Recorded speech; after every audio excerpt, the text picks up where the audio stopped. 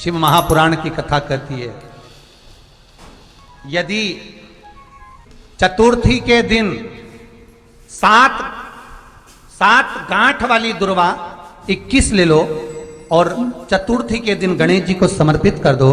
पंचमी तिथि को उस दुर्वा को उठाकर दूध में डाल दो और उस दुर्वा को दूध में डालकर उस दूध में उस दुर्वा को मल लो और जिसके सफेद चमड़ी पड़ गई हो, चर्म रोग हो गया हो, उस दूध को उस दुर्वा के साथ, दूध नहीं भी हो तो पंचमी के दिन दुर्वा का लेपन शरीर पर कर लें। आधे घंटे तक करने पर पंचमी को प्रदोष काल में स्नान कर लें। महाराज आपको चर्म रोग में आराम लग जाएगा, सफेद चमड़ी अपने असली रंग में आना प्रारंभ हो जाएगी। गणेश पुराण दुर्वा का महाराज 21 दुर्वा के 108 बंडल बना लो।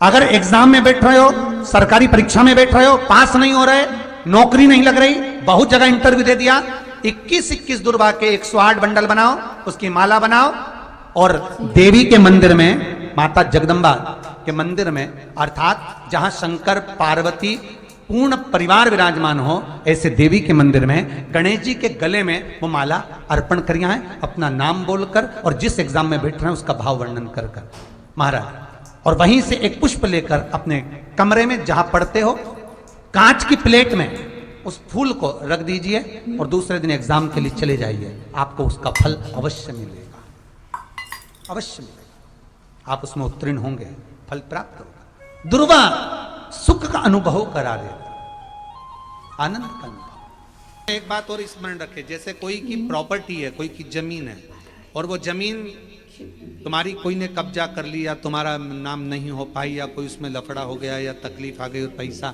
उसमें अटक गया, उसके लिए भी कनेर का पुष्प श्रावण महीने के जितने सोमवार आते हैं, रविवारी, सोमवारी और भोमवारी, कौन कौन से बार हो गए? रविवार, सोमवार और मंगलवार, 3 बार। प्रथम दिवस में कनेर का 1 पुष्प लेना है, द्वितीय दिवस में कनेर के 5 पुष्प लेना है और तृतीय दिवस में कनेर के 3 पुष्प लेना है। बेलपत्र एक साथ में लेकर शिव जी को रविवार के दिन भी समर्पित करें, सोमवार के दिन भी समर्पित करें और मंगलवार को 3 कनेर के पुष्प के साथ बेलपत्र लेकर बाबा को समर्पित करिए। कितना भी अटकी हुई प्रॉपर्टी होगी, कह दिया उसने मैं तेरे नाम प्लाट नहीं कराऊंगा और पैसा लेकर बैठ गया या पैसा नहीं दे रहा है या किसी भी रूप में वो अटका हुआ है, अगर सावन के 4 सोमवार पढ़े या 5 सोमवार पढ़े, आपने ये प्रत्येक सावन के सोमवार के पहले, फिर से बोलो कौन सा बार? रविवार, सोमवार और मंगलवार, ये 3 बार का क्रम अगर प्रत्येक सोमवार के पहले और बाद में कर लिया तो आपको उससे प्रॉपर्टी उस व्यक्ति को तुम्हें देना ही पड़ेगी, छोड़ना ही पड़ेगी। उसको खुद अपने आप में बेचैनी होने लगेगी, बुलाएगा, आपको जाना नहीं पड़ेगा, खुद बस फोन लगाया आपने, भैया हमारा करा दो, हमारा करा दो, 2 बार 3 बार अगर बोला, चौथी बार वो खुद बुलाएगा, बेचैनी बढ़ेगी। मेरा बाबा उसको खुद खल बना देता। शिव शिव है, उसको कहते सत्यम शिवम शंकर शंकर, वो नित्य कृपा कर। श्रावण के महीने में तुमने भूलवश भी अगर पार्थिव लिंग का निर्माण करा हो और पार्थिव लिंग का निर्माण कर कर अगर एक बेलपत्र शंकर को समर्पित करी हो तो वो बेलपत्र का फल मुझे दे दिया जाए। एक बेलपत्र का फल मुझे दो।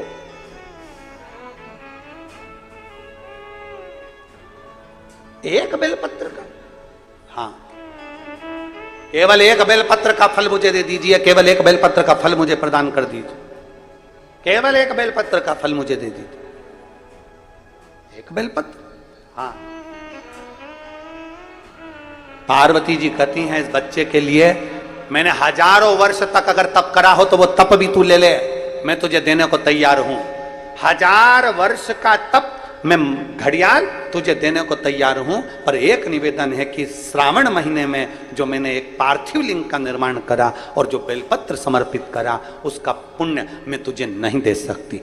1000 वर्ष का पुण्य ले ले, मैं दे दूंगी, पर एक श्रावण के महीने के पार्थिव लिंग के पूजन का एक बेलपत्र का पुण्य नहीं दे सकती। घड़ियाल कहता है, मुझे तुम्हारे हजारों वर्ष का तप नहीं चाहिए, मुझे तो केवल एक श्रावण महीने के पार्थिव लिंग पूजन का एक बेलपत्र का फल चाहिए। तब पार्वती जी ने विचार करा। अब जरा विचार आप करिएगा, 1000 वर्ष तक तप करने का फल घड़ियाल नहीं ले रहा है, एक सावन के महीने के पार्थिव लिंग के पूजन में जो बेलपत्र समर्पित किया गया उसका फल ले रहा है। मतलब समझने का विषय है कि एक पार्थिव लिंग सावन के महीने में बनाया जाता है और उस पे एक बेलपत्र चढ़ाई जाती है, तो 1000 वर्ष के तप का फल ज्यादा है, उसका फल ज्यादा है।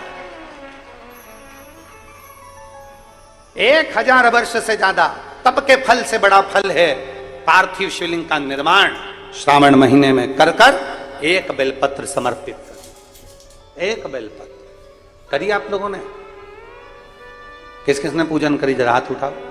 सभी ने करा है, रखो वापिस। अब जरा विचार करिए कि हजारों वर्ष के पूजन के फल के बराबर एक पार्थिव लिंग के निर्माण को और एक बेलपत्र समर्पित करने का फल प्राप्त हो जाए। एक और शंभु शरणे मांगू घड़ी रे दुख काटो, दया करी में दर्शन शंभु शरणे मांगू घड़ी रे दुख काटो, दया करी ने दर्शन। बोल बम का नारा है, जरा जम के बोलो, बोल बम का नारा है, सारी समस्या का हल। एक बेलपत्र में वो बल हो जाता है पार्थिव लिंग पूजन के श्रावण महीने के। हमसे लोग कहते हैं, क्या पड़ी तुमको सावन महीने में शिवलिंग का निर्माण करवाना, पूजन करवाना, ऑनलाइन करवाना, क्यों? हम कहते हैं भूलवश भी अगर कोई अपने घर में सावन के महीने में पार्थिव लिंग का निर्माण कर लेता है, पूजन कर लेता, भूलवश भी, और एक बेलपत्र समर्पित कर देता है, उसको हजारों वर्ष का पुण्य फल तप का तो वैसे ही प्राप्त हो।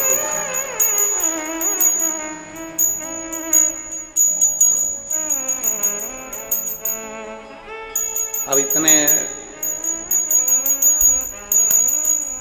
कम से कम जिस दिन पार्थिव लिंग का निर्माण का करते हो, आप लोग पूजन करते हो, उतने समय तो कम से कम तुम्हारे विचार तो अच्छे रहते हैं, तुम्हारी बुद्धि तो अच्छी रहती है, तुम्हारा चित्त तो अच्छा रहता है, उतने समय तुम भगवान शंकर की भक्ति तो करते हो।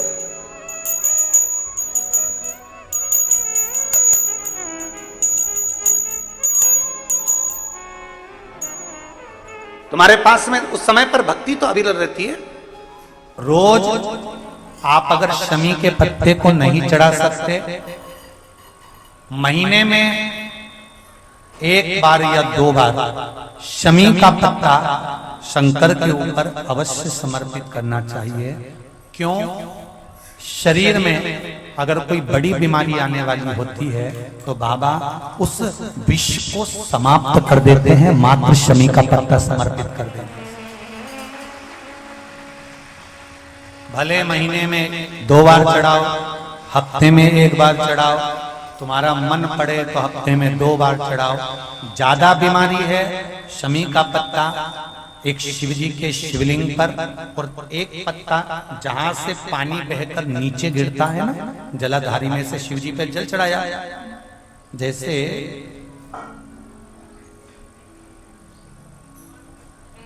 ये शिवलिंग, इस पर जल चढ़ाया जाता है, ये पानी बहकर नीचे आता है, तो जहां गिरता है एक पत्ता शिवलिंग के ऊपर और एक पत्ता जहां से जल नीचे गिरता है वहां। अगर ज्यादा बीमारी है और ऐसा लग रहा है कि डॉक्टर कह रहे हैं कि तबीयत ज्यादा खराब हो सकती है, जांचे जाएगी, ये होगा वो होगा, तो एक पत्ता शमी का ऊपर, एक पत्ता जलधारी जो बहकर नीचे आती है पर चढ़ाना। शमी का पत्र रोग मुक्ति के लिए जब चढ़ाया जाता है तो भगवान शंकर का अवधूतेश्वर महादेव का नाम लेकर चढ़ाया जाता है। कौन सा महादेव? जम के बोलो जरा। अवधूतेश्वर महादेव का नाम लेकर चढ़ाया जाता है।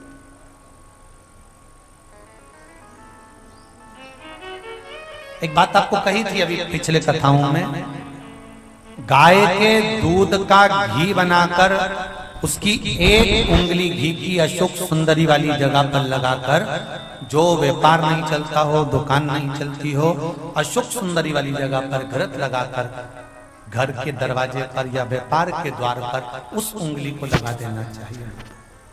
घृत पर होना गाय के घी का। गौमाता शिव पुराण कर रहे हैं, बाबा देवादिदेव महादेव की कथा पुराण में आता है कि शमी वृक्ष की पत्ती को जब कोई नारी, पुरुष, बच्चा, बूढ़ा, जवान उस शमी के पत्ते को बेलपत्र के साथ लेकर जब शिवालय तक जाता है, जितनी देर तक वो शमी का पत्ता उसके हाथ में रहता है, जितनी देर तक शमी का पत्र उसके घर में रहता है, जितनी देर तक शमी का पत्र उसके स्पर्श में रहता है, उतने उतने शरीर के रोग, दुख, ताप काट देता है और उसे अलग से बल प्रदान कर देता है। शमी पत्र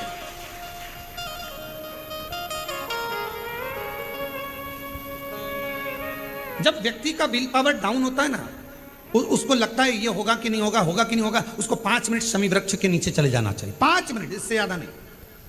या शमी की पत्ती को रख लेना चाहिए। पहले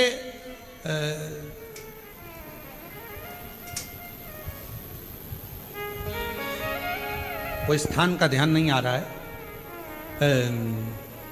स्मरण में। पहले एक नियम चलता था, आप लोगों के जिंदगी में भी, आपका भी बुढ़ापा आया होगा, आप भी युवान अवस्था में आए होंगे, कभी तो स्कूल गए होंगे, कभी तो पढ़ने गए होंगे।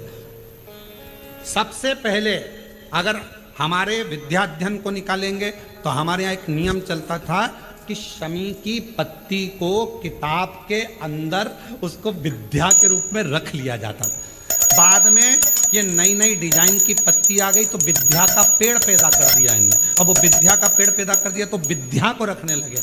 विद्या की पत्ती को लोग शमी की पत्ती समझने लगे, क्योंकि उसमें भी ऐसी पत्तियां निकली रहती है और शमी की पत्ती भी ऐसी ऐसी निकली रहती है। तो पहले नियम था कि किताब के अंदर शमी की पत्ती को रख लेते थे और कहते थे इसमें विद्या है, इसमें विद्या है। विद्या का मतलब क्या? उसको बल मिलता था, एनर्जी मिलती थी। एग्जाम में बैठा, कंपटीशन एग्जाम में बैठा, जब वो कोई इंटरव्यू देने के लिए बैठता या टेस्ट देने के लिए बच्चा बैठता तो वह खुश होता था, मेरी किताब में शमी, मेरे किताब में विद्या रखी है। विद्या से मतलब आज के जमाने में लोग विद्या का पेड़ की पत्ती रख लेते हैं, पर रखते क्या थे? जम के बोलो, शमी की पत्ती रखी क्या जाती थी? शमी की पत्ती। और वो शमी की पत्ती क्या देती थी? उस बच्चे को बल देती थी, एनर्जी देती थी। डामाडोल नहीं होगा, टेंशन मत लेना, विल पावर कमजोर नहीं होगा। पत्ती रखी है शमी की, उसके नजदीक में है, शमी बल देती है।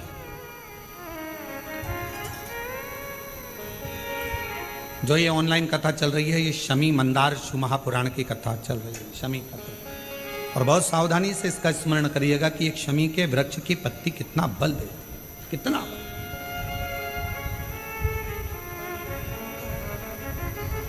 शायद आप लोगों में भी कोई ना कोई तो ऐसा होगा जिसने बचपन में विद्या की पत्ती रखी होगी। वो विद्या की पत्ती बाद में आई होगी, पहले थी वो शमी की पत्ती। कौन कौन ने रखी? जरा हमने तो रखी, हमने भी रखी। वो पत्ती तोड़ कर रख लेते थे, उसमें विद्या बढ़ेगी, विद्या बढ़ेगी। विद्या बढ़े मतलब बल बढ़ेगा, अपने अंदर एनर्जी आ, बल। अब उसको लोग आजकल विद्या की पत्ती अलग से आने लगी तो लोग उसको विद्या की पत्ती तोड़ने लगे, नहीं तो रखते थे वो शमी की। और मैंने तेरे ही भरोसे बाबा, तेरे ही भरोसे हवा बिच उड़ती जावांगी बाबा, डोर हटो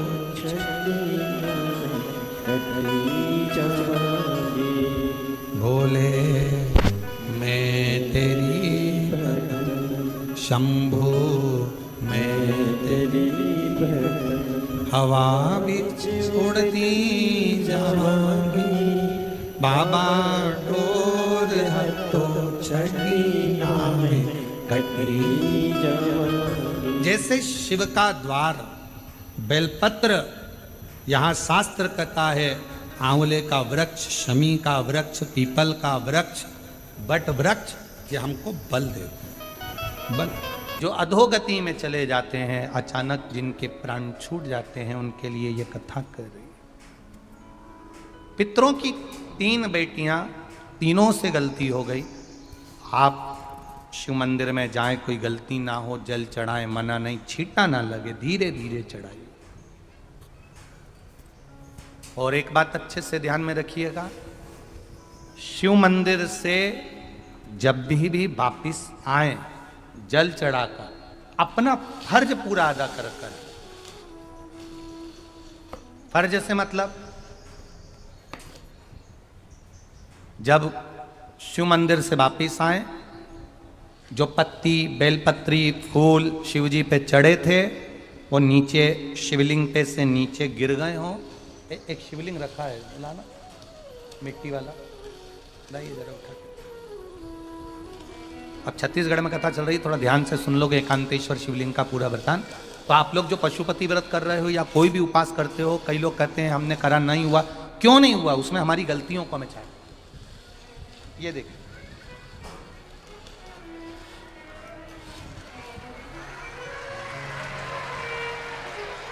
अब जैसे ये शिवलिंग रखा है, आपने जल चढ़ाया, अब जल आप यहां से चढ़ा रहे हो तो धीरे धीरे धीरे धीरे चढ़ाएं, जिससे छींटे बाहर ना, यहां तक छींटे रहे ना, जलाधारी तक चलेगा, बाहर ना गिरे।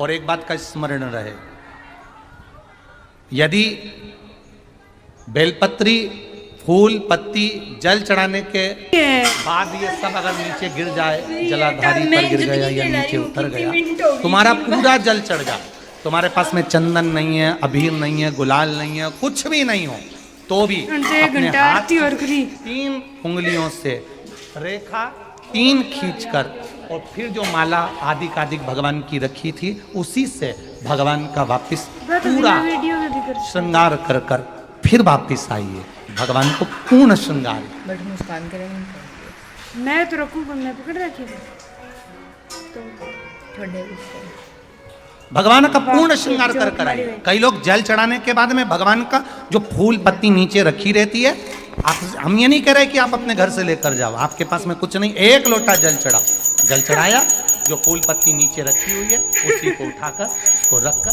उसी फूल से भगवान का खूब सुंदर भगवान का कर कर फिर आइए। क्यों? शिव का जब हम श्रृंगार कर कर आते हैं, माता पार्वती जी ने देवाधिदेव महादेव का श्रृंगार किया है, आप लोगों के स्मरण में होगा।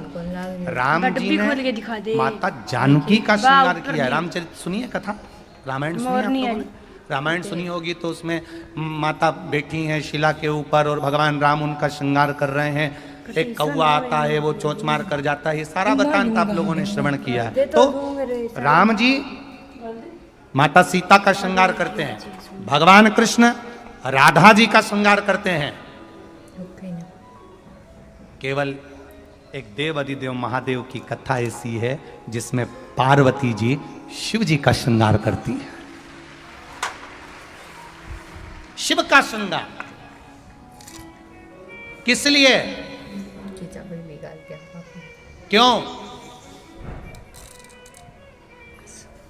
कहा जल चढ़ाने के बाद वहीं पर पड़ी हुई पत्ती से, फूल से, जो चढ़े हुए फूल हैं, चढ़ी हुई पत्ती है, चढ़ा हुआ निर्माल्य है, जो भी शिव जी का है, उसी को धोकर वापिस भगवान का श्रृंगार कर कर आना चाहिए। किस लिए कि हे भोलेनाथ, जब मैं इस संसार सागर से जाऊं, अखंड सुहाग लेकर पूरी श्रृंगार कर कर इस धाम से जाऊं। ऐसी कृपा जो पड़ा लग गया बेटी। हमने चला जो भी जरूरी है। चंदन नहीं है, हाथ से चंदन का स्मरण होना चाहिए। नहीं है हमारे पास लगाने को रोली, मोली, चंदन, जो भी आपके पास में अबीर गुलाल है, अपने मन का गुलाल लगाइए, अपने मन का यहाँ तो पड़े ही है, तो रोक लिया जो तो उठा पड़े ही है। दिल से रिझाने का प्रयास। ले जाओ, ले जाओ, दिल से चढ़ाइए। तो और जब भाव से, दिल से आप आनंद के साथ देवादिदेव महादेव का आप पूजन करो, उसमें गलती ना हो। कोई एक आधी बूंद पड़ी है दादा तो रुको जो देखिए, पितरों की 3 बेटियों को श्राप लग गया। श्राप क्या लगा? तुम्हें पृथ्वी पर जाना पड़ेगा, मृत्यु लोक में जाना पड़ेगा, और तुम्हें मृत्यु लोक में जन्म लेना पड़ेगा। मृत्यु लोक में जाना पड़ेगा और तुम्हें जन्म लेना पड़ेगा। अब दुख आ गया। पितरों की बेटी है, भगवान इन्होंने पूछा हमारा भी कल्याण हो, और पितृलोक में जितने पितर आए उनका भी कल्याण हो। जो अधोगति में, जैसे हमारी गति बिगड़ी है, हम अभी युवान अवस्था में हैं, आपको चोट लगी, आपने हमको श्राप दिया, मान लो कोई अधोगति में प्राण छोड़कर चला जाता है, उसका उद्धार कैसे हो? सनकादि ऋषि से पूछ रही। आप कृपा, आप दया।